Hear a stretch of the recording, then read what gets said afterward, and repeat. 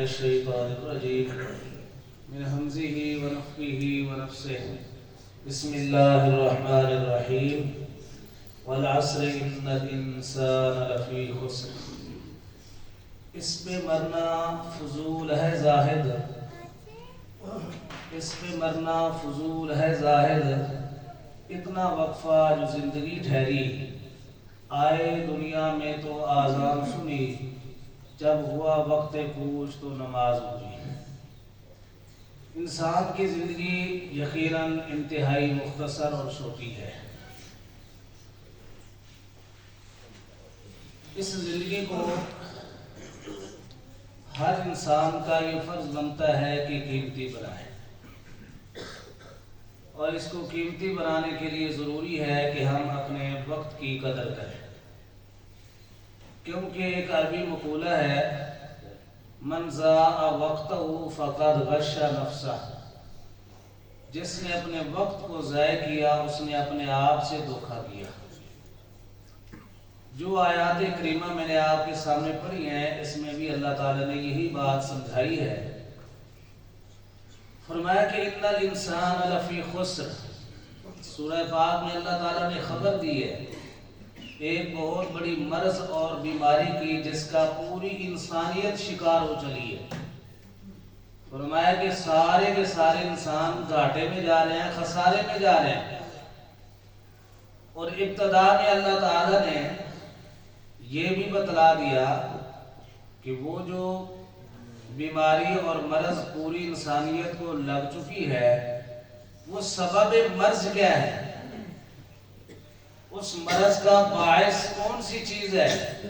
فرمایا کہ والعصر، مجھے زمانے کی قسم ہے، وقت عصر کی قسم ہے کہ یہ لوگ اپنے وقت کو ضائع کر رہے ہیں. وقت کو ضائع کرنے کے نتیجے میں یہ خسارے میں جا رہے ہیں. معجم الکبیر طبرانی کی روایت ہے، شعب الایمان کی روایت ہے. سیدنا معاذ بن جبل رضی اللہ عنہ فرماتے ہیں کہ اللہ کے رسول صلی اللہ علیہ وسلم نے فرمایا، لیس یتحسر اہل الجنت الا علی ساعت مرت بهم لم یذکروا اللہ فیہا، کہ جنتی لوگ جنت میں جانے کے باوجود بھی کہ وہ انعام و اکرام میں ہوں گے، عیش و راحت میں ہوں گے، ہر قسم کی راحت انہیں میسر ہوگی، اس کے باوجود بھی، جنت میں ہونے کے باوجود بھی ان کی ایک حسرت باقی رہے گی. اور وہ حسرت کیا ہوگی؟ فرمایا کہ اہل جنت اپنے اس وقت پر، اپنے زندگی کے ان لمحات پر حسرت کریں گے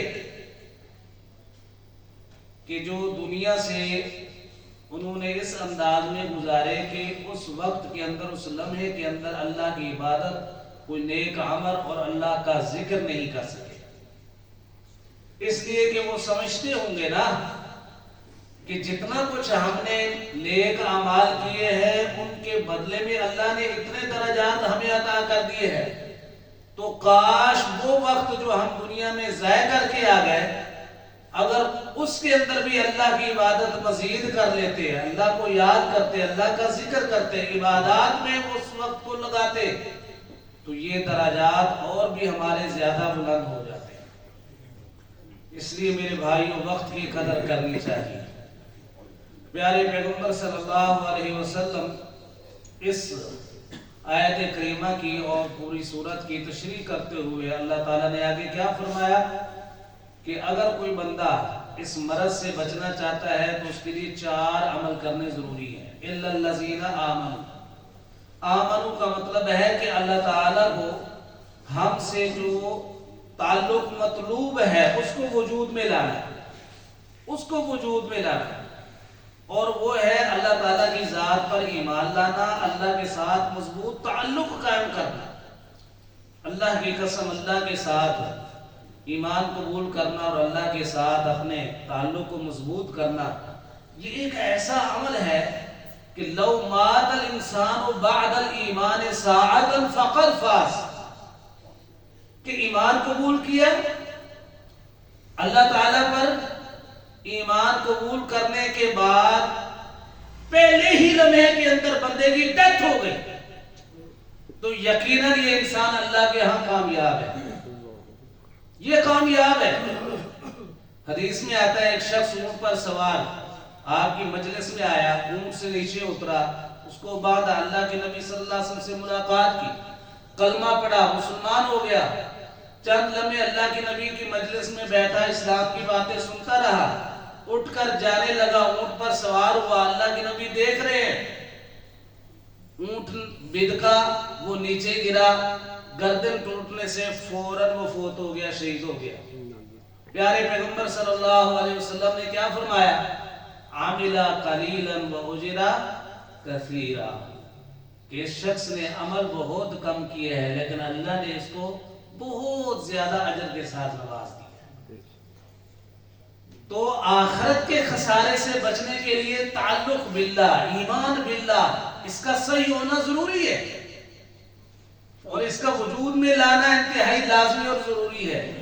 اور اگر ایمان باللہ درست نہیں یا سرے سے ہے ہی نہیں تو دائمی عذاب آخرت کا تو ہے ہی ہے، لیکن دنیا میں بھی بعض اوقات اللہ اس کو عذاب میں مبتلا کر دیتا ہے۔ امام ابن جریر طبری رحمہ اللہ فرماتے ہیں کہ پیارے پیغمبر صلی اللہ علیہ وسلم نے نوح علیہ السلام کی اس قوم کا تذکرہ کرتے ہوئے کہ جن کو نوح علیہ السلام نے 950 سال تک اللہ کی توحید کی دعوت دی اور چند لوگوں نے قبول کیا اور پوری کی پوری قوم جو ہے بے ایمان ہے، اللہ پر ایمان نہیں لائی، تو بالآخر کیا ہوا؟ اللہ کی طرف سے عذاب آیا پانی کی شکل میں کہ آسمان سے بھی پانی برس رہا ہے اور زمین سے بھی پانی نکل رہا ہے۔